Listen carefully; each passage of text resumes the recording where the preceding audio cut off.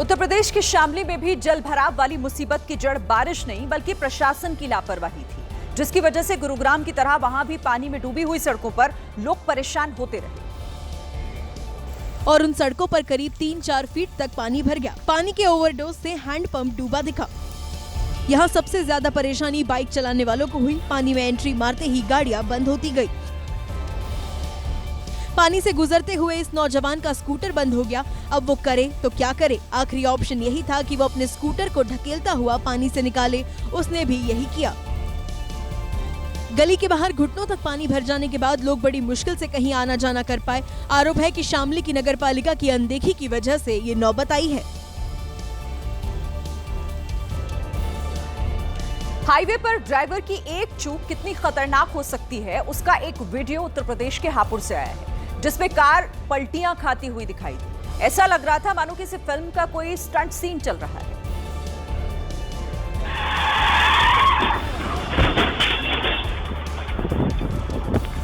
Car अनियंत्रित होकर पहले दाईं ओर भागी, फिर बाईं ओर घूम गई और तेज आवाज के साथ स्किड करते हुए 2 गाड़ियों से जाकर टकरा गई।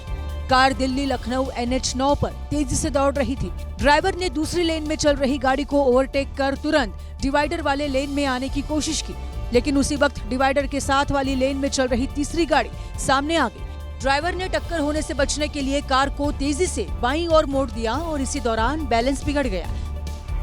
कार 50 मीटर तक घसीटते हुए गई और 2 बार पलटी मारने के बाद एक ढाबे के पास खड़ी गाड़ियों में टकरा गई। इस हादसे में न सिर्फ कार सवार 4 लोग घायल हो गए, बल्कि जिन गाड़ियों में टक्कर हुई उनका भी बहुत ज्यादा नुकसान हुआ है।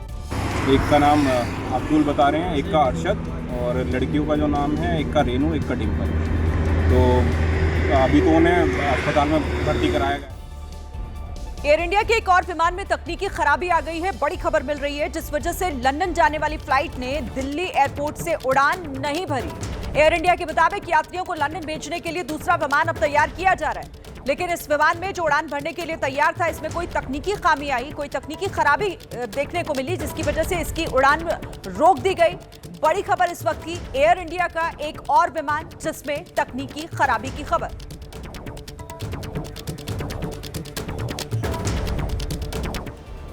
उत्तर प्रदेश के गाजियाबाद में पानी से लबालब भरी हुई सड़क पर एक ई-रिक्शा पलट गया। यहां पर रिक्शा चालक की मदद करना तो दूर, लोगों ने इसे लूटना शुरू कर दिया। दरअसल रिक्शा चालक साहिबाबाद मंडी से फल लेकर आया था। इसी दौरान सड़क पर गड्ढा आ गया और ई रिक्शा अनियंत्रित होकर पलट गया। इस बीच सड़क से गुजर रहे लोगों ने आपदा में अवसर खोज निकाला और तैरते हुए फलों को समेटना शुरू कर दिया। कई लोग खुश होकर फलों को अपने घर ले गए। इक्के दुक्के ही ऐसे लोग थे जिन्होंने ई रिक्शा ड्राइवर की मदद की और सामान समेटकर उसे सौंप दिया। ई रिक्शा ड्राइवर के मुताबिक उसे हजारों का नुकसान हुआ है। बच्चों में सोशल मीडिया की बढ़ती हुई लत बीमारी की शक्ल लेती जा रही है, जिसे देखते हुए ऑस्ट्रेलिया की सरकार ने 16 साल तक के बच्चों के लिए यूट्यूब पर बैन लगाने की घोषणा की है। जानकारी के मुताबिक ऑस्ट्रेलिया में इस साल 10 दिसंबर से यूट्यूब पर बैन लग जाएगा, जिसके बाद 16 साल तक के जो बच्चे हैं वो यूट्यूब का इस्तेमाल नहीं कर पाएंगे। ऑस्ट्रेलिया में 16 साल तक के बच्चों के लिए फेसबुक, इंस्टाग्राम, टिकटॉक, स्नैपचैट और एक्स के इस्तेमाल पर पहले से ही पाबंदी है। ऑस्ट्रेलिया सरकार की रिपोर्ट में दावा किया गया है कि यूट्यूब का एल्गोरिदम बच्चों को हिंसक, डरावने और अश्लील कंटेंट दिखा रहा है। ऐसे कंटेंट की वजह से बच्चों के दिमाग में डोपामाइन हार्मोन बनता है, जो उन्हें ऐसे कंटेंट देखने के लिए और ज्यादा उकसाता है। डोपामाइन साइकिल बिगड़ने से बच्चों की जो मानसिक स्थिति है उस पर बुरा असर पड़ रहा है, जिससे उनकी पढ़ाई, नींद और साथ ही सेहत सीधे प्रभावित हो रही है। ऑस्ट्रेलिया सरकार के मुताबिक अगर 16 साल से कम उम्र के बच्चों का सोशल मीडिया अकाउंट मिला तो कानूनी कार्रवाई की जाएगी और ऐसा ना करने पर सोशल मीडिया प्लेटफॉर्म्स पर करीब 282 करोड़ रुपए तक का जुर्माना लग सकता है। मध्य प्रदेश के कटनी में ट्रिपल मर्डर की जांच कर रही पुलिस ने एक बड़ा खुलासा किया। जांच के दौरान पुलिस को पता चला कि 3 लोगों की हत्या करने वाले शातिर अपराधी नहीं थे, बल्कि रील बनाने वालों ने हत्या की है। हत्या में 3 आरोपी शामिल थे और तीनों नाबालिग हैं, जो सोशल मीडिया पर मर्डर का सीन शूट कर वीडियो शेयर करते थे। इंस्टाग्राम पर छोटा डॉन नाम से इनकी आईडी भी है, जहां पर कई ऐसे वीडियो कंटेंट देखे गए जिसे फिल्मों से प्रभावित होकर बनाया गया था, जिसमें ये अलग अलग तरीके से मर्डर करने की एक्टिंग करते दिखे। इन तीनों के बारे में खुलासा तब हुआ जब पुलिस कटनी के चौपाटी हत्याकांड की जांच कर रही थी। चौपाटी में जो एक चाकूबाजी की घटना थी, जिसमें से 2 लोग खत्म हुए थे और एक लोग जो है यहाँ से रेफर किया गया था, लेकिन इलाज के दौरान उसकी भी मौत हो गई क्योंकि नाबालिग हमलावरों ने तीनों को चाकू से बुरी तरह से गोद दिया था। गाड़ी निकालने को लेकर जो है ये आपस में वहाँ पर लड़ लिए थे और इसी कारण से नाबालिग बच्चों ने जो है इनको मारा। इस मामले में पुलिस ने तीनों आरोपियों को गिरफ्तार कर जेल भेज दिया। उत्तराखंड के उधम सिंह नगर में एक शख्स ने सरेआम फायरिंग कर दहशत फैलाने की कोशिश की। वीडियो सामने आने के बाद पुलिस ने मामला दर्ज कर लिया है और अब छानबीन की जा रही है। ये घटना काशीपुर इलाके की है, जहां आमिर खान नाम का एक युवक पिस्तौल लिए मोहल्ले में पहुंचा और लोगों के सामने ही फायरिंग कर दी। आरोपी ने फिर से पिस्तौल को लोड किया और फायरिंग करने की कोशिश की, लेकिन उसके साथ मौजूद लोगों ने उसे रोक दिया, जिसके बाद वो युवक पिस्तौल लहराते हुए वहां से चला गया। वीडियो के आधार पर पुलिस आरोपी की तलाश कर रही है। यूपी के जौनपुर से एक चौंका देने वाला मामला सामने आया। संदीप नाम का एक शख्स अपनी जमीन के दस्तावेज लेने राजस्व विभाग पहुंचा, लेकिन आरोप है कि राजस्व विभाग के कर्मचारियों ने उसके साथ बदसलूकी की और उसे एक कमरे में बंद कर दिया और बाहर से ताला जड़ दिया। वहाँ बैठे तो कहे इसमें चल बैठो, मैं बैठ गया, जिसके बाद ताला लगा दिए। कहे 2-3 दिन जब खाने के लिए परेशान हो गए तो तुम्हें समझ में आ जाएगा। इतना ही नहीं, आरोप है कि कर्मचारियों ने उसे धमकाया भी। कह रहे हैं अगर ज्यादा बात करोगे तो अभी जो है जेल भी करवा देंगे। हैरानी की बात यह है कि ये सब कुछ कचहरी जैसे संवेदनशील और न्यायिक कार्यों के केंद्र में हुआ, जिसके बाद राजस्व विभाग सवालों के घेरे में आ गया। तो गहराई की स्पेशल कोर्ट के फैसले के बाद मालेगांव ब्लास्ट केस में 7 आरोपियों के बरी होते ही भगवा आतंकवाद वाली थ्योरी फेल हो गई। कोर्ट ने कहा कि जो सबूत पेश किए गए वो दोष सिद्ध करने के लिए काफी नहीं है। विस्फोट बाइक में हुआ, इस बात को साबित नहीं कर पाए। जांच में कई तरह की गलतियां भी सामने आई हैं। मौके से कोई फिंगरप्रिंट नहीं मिले। ब्लास्ट से पहले आरोपियों की बैठक के भी सबूत नहीं मिले हैं। प्रसाद पुरोहित के खिलाफ भी कोई सबूत नहीं था। बम किसने प्लांट किया, इसका भी कोई सबूत नहीं मिला। 7 आरोपियों पर दोष साबित करने के लिए विशेषज्ञ सबूत इकट्ठा नहीं कर पाए। इसके साथ ही अभिनव भारत के खिलाफ भी सबूत नहीं मिले। और इस आधार पर कोर्ट ने मालेगांव बम ब्लास्ट के आरोपी प्रज्ञा सिंह ठाकुर, कर्नल पुरोहित, रमेश उपाध्याय, अजय राहिरकर, समीर कुलकर्णी, सुधाकर चतुर्वेदी और सुधाकर द्विवेदी को बरी कर दिया। कोर्ट ने फैसला सुनाते हुए ये भी कहा कि धमाके वाली जगह पर बाइक किसने पार्क की थी, पत्थरबाजी किसने की, घटना के बाद पुलिस की बंदूक किसने छीनी, इन आरोपों को साबित करने के लिए सबूत नहीं मिले। कोर्ट ने तत्कालीन जांच टीम पर सवाल उठाते हुए कहा कि घटनास्थल का पंचनामा सही तरीके से नहीं किया गया, फॉरेंसिक रिपोर्ट भी सही नहीं थी। ऐसे में कुछ भी निष्कर्ष नहीं निकाला जा सकता। बाइक और साध्वी प्रज्ञा के कनेक्शन पर कोर्ट ने कहा कि साध्वी प्रज्ञा ही बाइक की मालकिन थी, इसका भी कोई सबूत नहीं।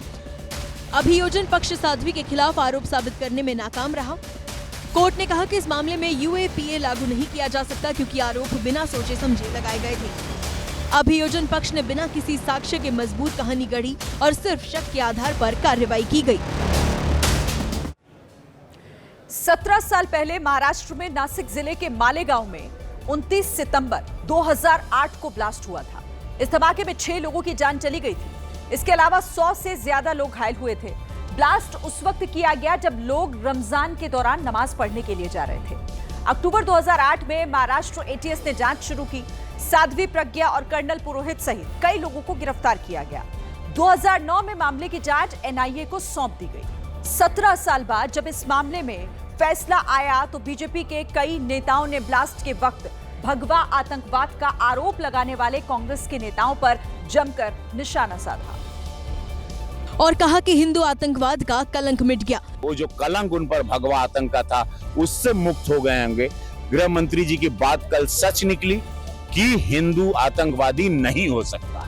बीजेपी के नेताओं ने मालेगांव ब्लास्ट को कांग्रेस की साजिश बताया, इसलिए उन्हें भगवा आतंकवाद, हिंदू आतंकवाद का शब्द गढ़ा दिग्विजय सिंह जी और उनकी बंडली ने। 7 आरोपियों के बरी होने पर एमपी की पूर्व सीएम उमा भारती ने कहा, इससे नई बात सामने आ गई कि एक भगवा आतंकवाद की थ्योरी रची गई, जिसके जनक हमारे मध्य प्रदेश के पूर्व मुख्यमंत्री दिग्विजय सिंह जी थे और वो राहुल गांधी के इशारे पर ये काम कर रहे थे। वहीं कांग्रेस नेता कमलनाथ ने कहा कि इस फैसले के खिलाफ प्रभावित लोग जरूर अपील करेंगे।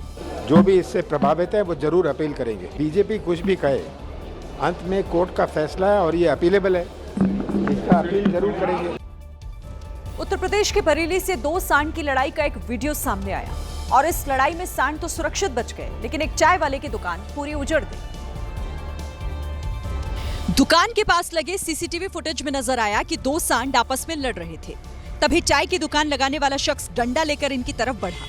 डंडा देखकर सांडों ने लड़ना बंद कर दिया और दोनों अपने अपने रास्ते जाने लगे। लेकिन तभी सफेद सांड ने लाल सांड पर दोबारा हमला कर दिया। इस हमले से बचने के लिए लाल वाला सांड कूदकर चाय की दुकान में घुस गया, जिसके चलते दुकान में रखा पूरा सामान बिखर गया।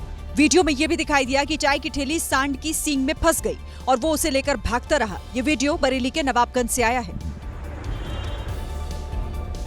बिहार के जमुई में नकली दवाइयां बनाने वाली फैक्ट्री का भंडाफोड़ हुआ है। छापेमारी के दौरान इस फैक्ट्री में गोदाम की आड़ में नकली दवाइयां और कॉस्मेटिक का बड़ा जखीरा बरामद हुआ। देखने में बिल्कुल असली दवाइयों जैसी पैकिंग। अगर ये दवा आपके पास आ जाए तो पहचान नहीं पाएंगे कि ये दवा नकली है या असली। नकली दवाओं का ये जखीरा ब्रांड प्रोटेक्शन टीम और पुलिस की संयुक्त छापेमारी में बरामद हुआ। छापेमारी करने आया दल भी एक साथ इतनी नकली दवाइयां देख हैरान रह गया। इस रेड के दौरान भारी मात्रा में कफ और बुखार के सिरप के अलावा नकली कॉस्मेटिक के सामान भी बरामद हुए। बरामद नकली दवाइयां और कॉस्मेटिक के सामान का मौजूदा बाजार मूल्य 1 करोड़ से ज्यादा आंका गया है। पुलिस अब पड़ताल कर रही है कि आखिर इन दवाइयों की आपूर्ति कहां-कहां हुई। अमेरिकी प्रेसिडेंट ट्रंप ने भारत पर 25% टैरिफ लगाने का ऐलान किया है, तो देश में इस पर अब सियासी हंगामा खड़ा हो गया। कांग्रेस ने मोदी और ट्रंप की दोस्ती पर तंज कसते हुए कहा कि तारीफ ही तारीफ में टैरिफ लग गया। कांग्रेस कह रही है कि ना तो हाउडी मोदी कार्यक्रम का फायदा हुआ, ना ही नमस्ते ट्रंप का। राहुल गांधी ने भी सरकार की नीति पर सवाल उठाए। एक तरफ अमेरिका आपको गाली दे रहा है, दूसरी तरफ चाइना आपके पीछे पड़ा हुआ है, तीसरी तरफ जब आप पूरी दुनिया में डेलीगेशन भेजते हैं तो पाकिस्तान को एक भी देश कंडेम नहीं करता है। कैसे चलाने हैं देश को? ये लोग चलाना ही नहीं आता है, टोटल कंफ्यूजन है। उधर उद्धव ठाकरे की पार्टी भी लगातार सरकार पर तंज कस रही है। ये तो बोले कि पंडित नेहरू की वजह से टैरिफ लगाया। पंडित नेहरू उनको सोने नहीं देते हैं। आज ये लोग पंडित नेहरू जी के बदौलत जी रहे हैं और सत्ता में बैठे, ये भूलना नहीं चाहिए। इधर लोकसभा में केंद्रीय वाणिज्य मंत्री पीयूष गोयल ने कहा कि हालात पर सरकार की नजर बनी हुई है और देशहित में हर जरूरी कदम उठाया जाएगा। और अब हर किसी के लिए बेहद अहम खबर। ये खबर बैंक में खाता धारकों से जुड़ी हुई है। सरकारी बैंकों ने बैंक अकाउंट्स में मिनिमम बैलेंस ना रखने वालों पर जुर्माने से मोटी रकम कमाई है।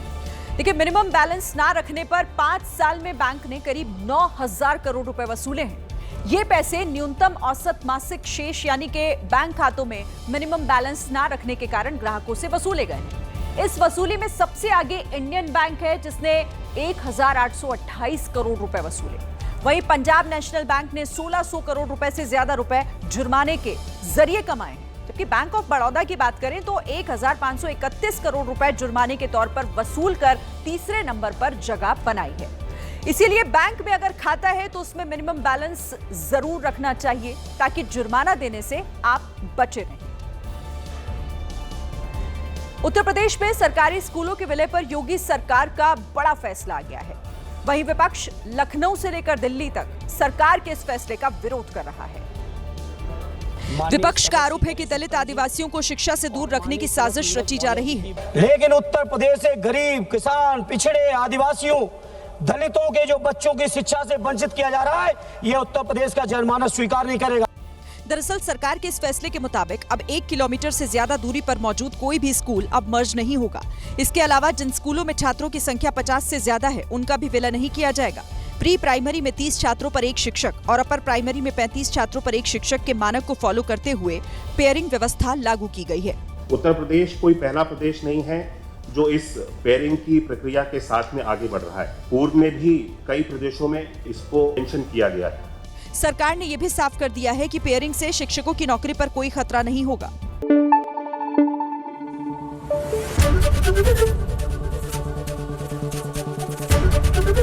एबीपी न्यूज आपको रखे आगे।